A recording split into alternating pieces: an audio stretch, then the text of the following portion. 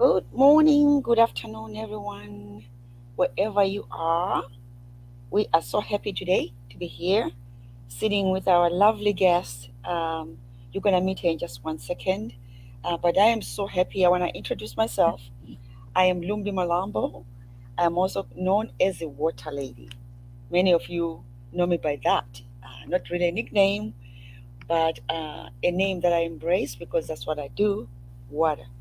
But today we're here with Africa's Women's Day, Awareness Day, and we're talking to one of our lovely guests that you've been seeing on social media and celebrating and commenting, and you're gonna be happy to know that she's sitting right here with me, and that is Thato Gabitse. Welcome to the show. Welcome. Thank you so much for Thank joining you, us. Lumbi. And good morning. Good morning and good afternoon, night to everybody who's watching us and who'll be watching us a bit later. I'm so happy to be here. Honored, actually. Thank you for having Thank me. you. Thank you so much. I know there's going to be a delay between when we speak. There's usually kind of a delay, but I just want to know everybody to know that our responses may not be like on time, but that's okay. So I just want to give you a brief introduction. Then from there, I'll let you kind of introduce yourself. So um, Tato is a passionate speaker, a facilitator, gender change maker, climate justice, and community advocate. And she empowers people in that area. Being an entrepreneur also and committed to the environmental sustainability, she leads the awareness campaigns on key environmental days and is active in moments like Rise Up and Parents for Future Global. Tato empowers women and promotes sustainable practices, participating in global conferences such as COP27 and COP28. So um, let's get into it. I'm going to let you drive when it comes to the questions. I'm going to ask the questions. And my first question for you is tell us who you are, tell us about yourself. Kind of give us a glimpse into your personal life, your personal, at the personal level, who you are. Thank you, Lumbi. That was a beautiful introduction, and thank you so much for those wonderful words. I'm Tato, and like Lumbi said, climate justice advocate and a sister and a brother's keeper at heart, really.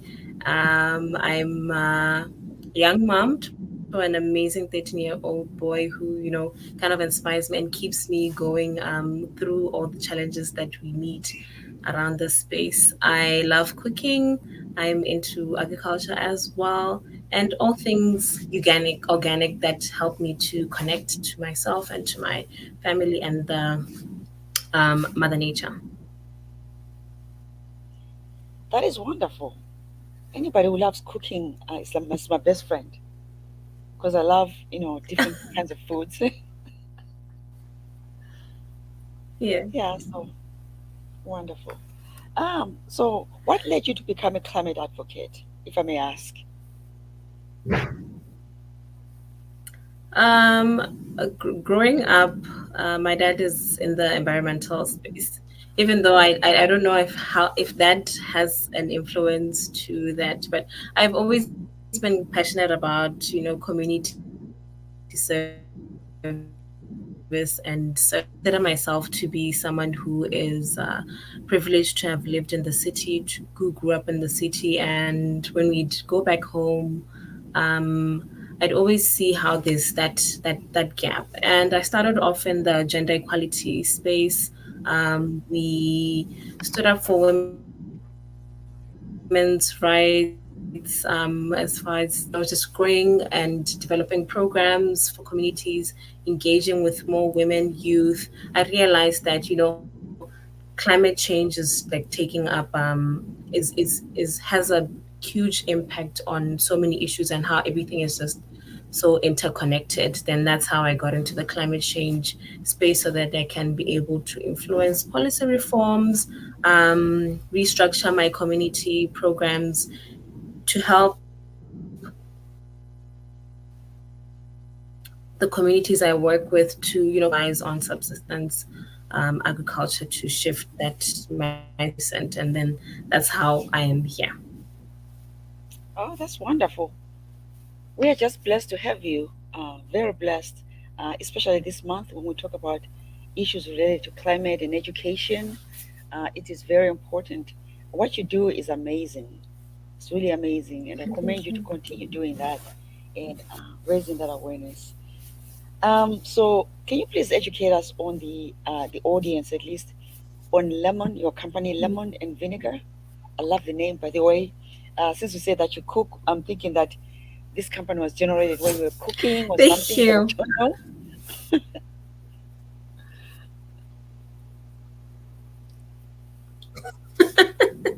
It is I actually lemon and the vinegar is, the preservatives that we use, which are organic. Like I said, growing up, I've always been about, nurturing the soil, nurturing our bodies, and nurturing communities, essentially as being women are nurturers. So this is something that came from the depth of my heart, and realizing how Botswana doesn't have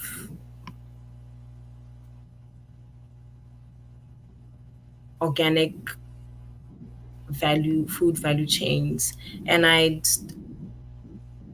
develop products that are organic, and how we can also inform communities the importance of using organic pesticides, organic fertilizers, and inputs to kind of put back to Mother Earth instead of just taking and taking and taking. So the lemon and the vinegar are the preservatives and the core of the company. Okay, that sounds very, very good. That's a beautiful name. Really, I love it. Um, I'll be sure next time when I start my new company, whatever I start, to come to you for names. That's very creative of you. You're most welcome. So I just want to remind everybody again that I may not have said this from the start, that Africa Women's Day is is really the awareness day. We celebrate African women during this month of July, and this year, obviously, the theme is invest in education for climate resilience. So, which is why we invite you all to celebrate with us virtually wherever you are. That's why we're here today. So, today we're celebrating um, resilient women, a resilient woman, and you're listening to Thato Gabitse, and we're going to continue as you join, and those who are joining, continue saying this over and over, so that you kind of know why we're here and what AWD is Africa's Women's Day. It's Awareness Day. Okay, the Awareness Day for us is the whole month of July. All right, so that's just an awareness program. So let's go to the next question. Who inspires you, Tato?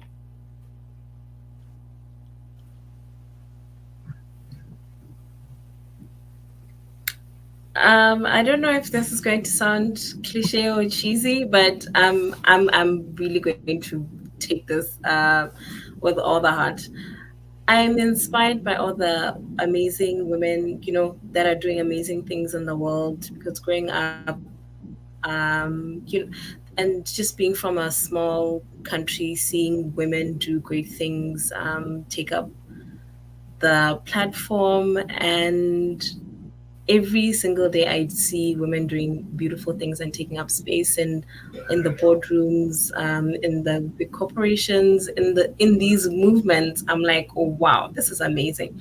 So I can't exactly say there's a single person who inspires me.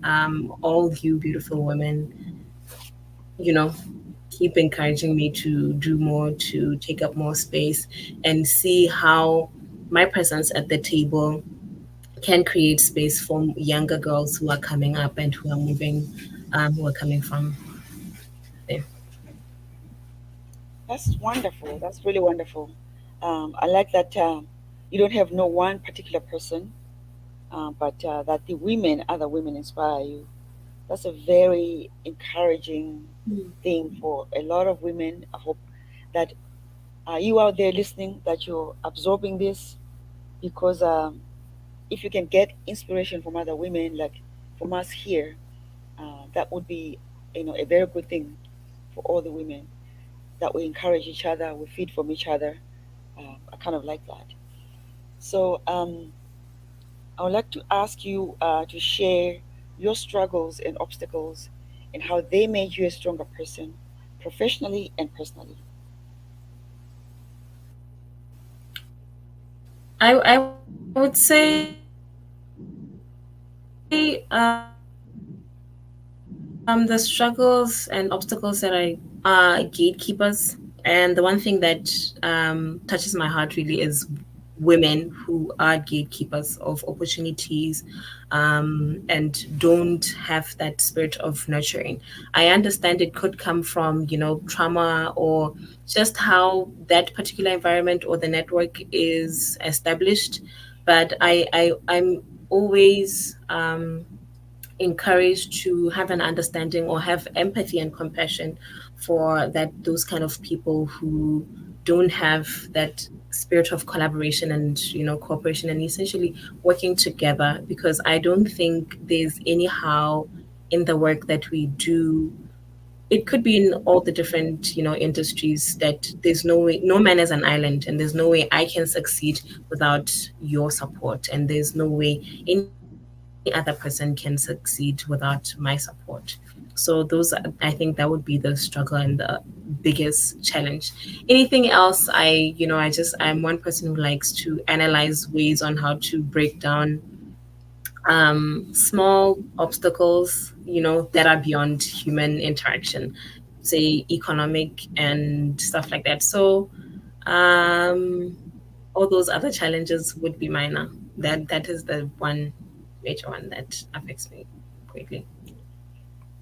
I really love that you touched on, the gatekeepers. And the way I see gatekeepers myself too is how, you know, especially for us women, we keep each other from, you know, excelling, going up. Mm, We're like crabs in a bucket, keep mm, pulling each other down. And also, mm, if we want to get to mm, someone, we yeah. prevent each other from getting to that person. And how to grow if we're preventing each other from the information that we need, from reaching to the people that we need. So that's usually an obstacle Mm. for us women. I see that as being a big thing. And yeah, so I would like to know also, what are some of the lessons learned through your journey to becoming a climate change advocate? What would you say are some are the lessons that you've learned? I think the lessons that I've learned would be, other than always trying to have an understanding of where other people are coming from, it would just essentially be, how do I put this? Being more compassionate and not taking anything personal. Um, Valuing self love, like giving myself the time to rest and, be with family, and how that essentially pours back into being more productive. So I would say it's honoring myself, honoring my feminine, and after I've poured in and I filled myself in, that's when I can pour out to other people and initiatives, and also not thinking of having a limited approach to issues. Yeah, yeah, that's beautiful. That's wonderful. So, would you then say that what would you say is your greatest achievement, given all this stuff that you've done, and obviously you're a very accomplished person? Um, what would you say is the greatest accomplishment in your opinion?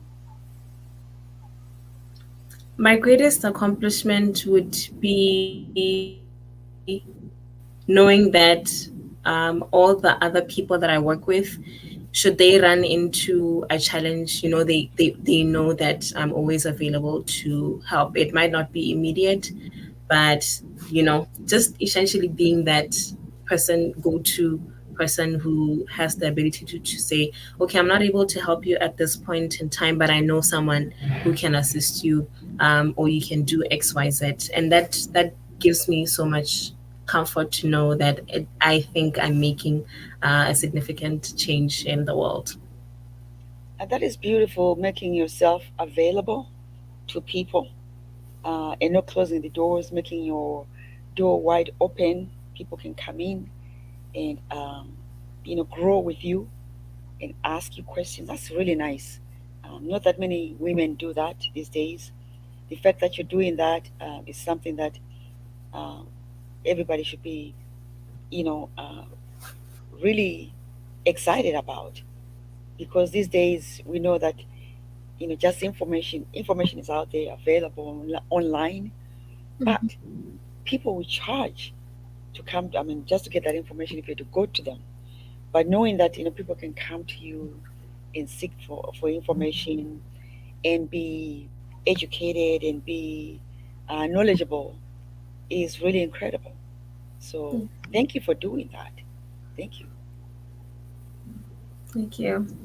Uh, do you- um, do you have a favorite quote? And if so, do you mind sharing that with the audience? I don't know if it's a quote, but it's more of a motivation, that whatever you do, do it with the confidence of a 4-year-old in a Batman shirt. It speaks about, resilience and having the confidence and ambition. I think you know how 4-year-olds are, very resilient, and they will go after whatever they want. So there's also the superhero aspect. So that's the inspiration or quote I would give to the audience, that whatever you do it with the ambition, resilience, and confidence of a 4-year-old in a Batman shirt. That is so beautiful.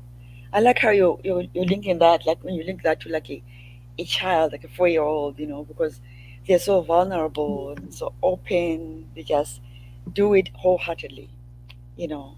At that age, I mean, also, they don't have any problems. All they know is to love and to do everything, to give it their all, and stuff.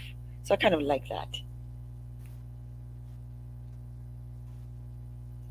So, in your opinion, what should people be doing to help solve the climate crisis and issues, uh, wherever they are?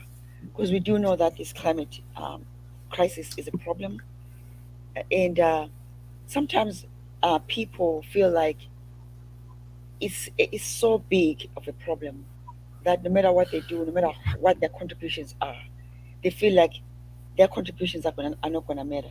So, what would you say to those people? What should people be doing, in your opinion? I think first, and I love how this month is, investing in climate education and climate resilience, because I feel people be educated, and I take it upon myself to learn all the different the same, so that they can have that understanding that even just a small adopting a small change of habit plays a role. Having that understanding then contributes, because then if I have an understanding, then when I go back home to my village, I'm able to educate my community on how things are different and how we can do things different. And that despite that small change, that might seem like a drop in the ocean, is essentially building a ripple effect. That is so true. What people don't realize, I guess, is that even if you're the only person wherever you are making that change, there's someone else somewhere else making something similar. And everything combined, when we put our efforts together, it does really make a difference. because Mhm. it amplifies, it spreads. And just like when raising awareness this month, the whole month, of doing it, you know, someone is going to see it. The person that didn't see it, that didn't see us like the first day when we launched, they're going to see it now, and we're going to keep talking about it through the end of the month. So I think it's really important. What you said is really important, that that small contribution, you know, is an contribution, is something that you take on and you show others how to do it. Others learn from you. They start doing the same thing.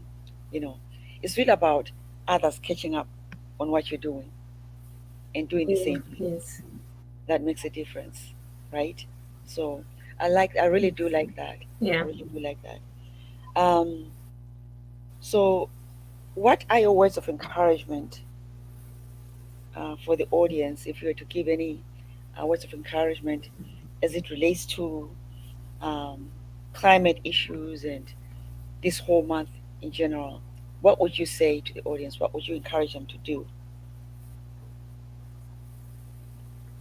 My final words of encouragement would be like I know it gets really hard. We spend hours and sometimes sleepless nights working, and then the people who world leaders not catching up to the our expectations because of the whole process, and someone can easily get demoralized or feel like it's not worth it. So my final words would be not to give up. It's like the saying that there's a saying in Setswana that says that if you the shade and the future generations. So let's think about it in that way, that the significant progress and the work that we're putting in now, our future family members, our kids, our grandchildren, for them to say kind of sail through. So that would be that. Ah, beautiful, beautiful. Yeah, so I really, think that the audience loves you right now for who you are and for the things that you do. It is just amazing and incredible. You are just a phenomenal woman, and I hope that you continue doing your work because it is very much needed. There are so many. I did see a comment someone saying that it's so empowering and very encouraging to see women sitting here talking about climate issues. You know, so yes, it is true, especially more so.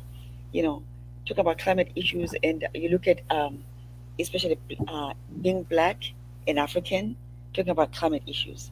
So I hope that we all do the same wherever we are, that we learn from you and continue learning from you, and that everybody does the same thing because this climate thing is real.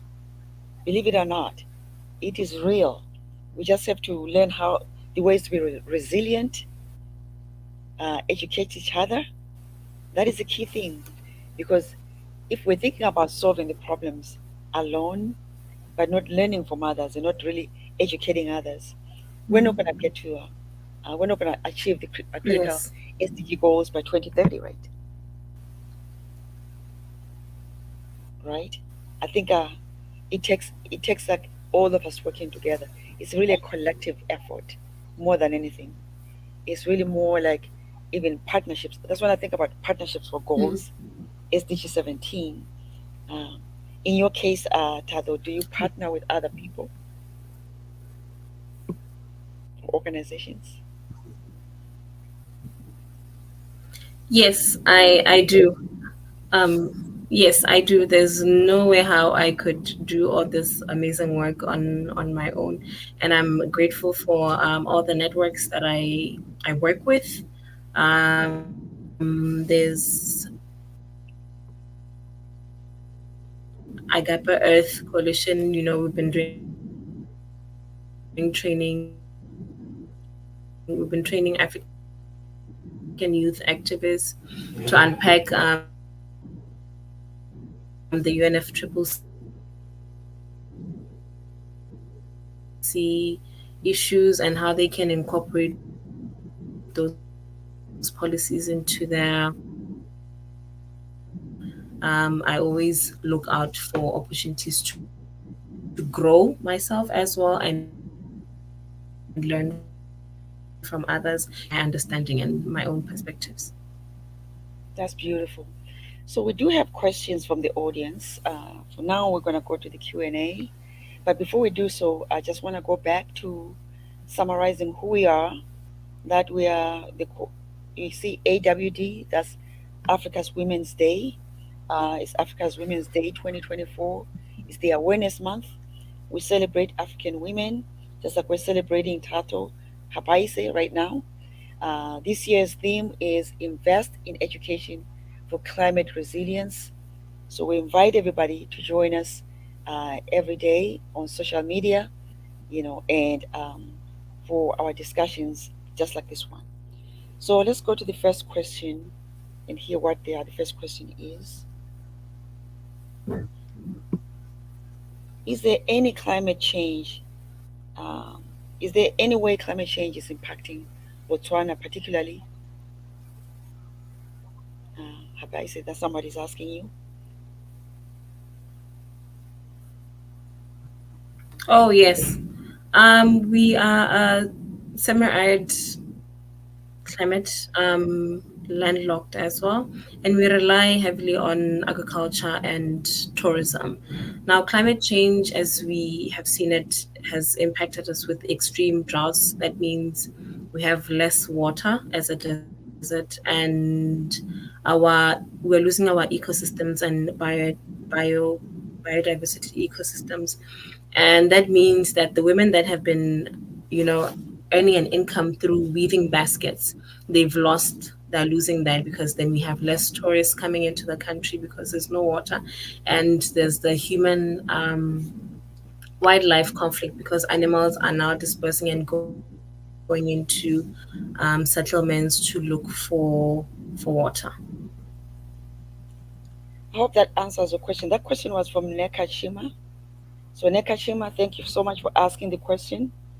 I hope you're satisfied with the answer. Do we have any more questions from the audience? Let's see if we have any. Okay. I think that's pretty much that's the only question so far that we have. The team has actually answered some of the questions via social media, but I want to thank you so much, Tato, Okay. for coming on to have this wonderful discussion with me on this women's uh, on this Africa Women's Day celebration awareness day, where we're celebrating amazing people like you. Thank you so much for sharing some insights, and I encourage you to continue doing your work because climate change is real, and that work that you do is amazing, and your impact is felt Yes. everywhere. So thank you so much. To the audience, thank you all for listening.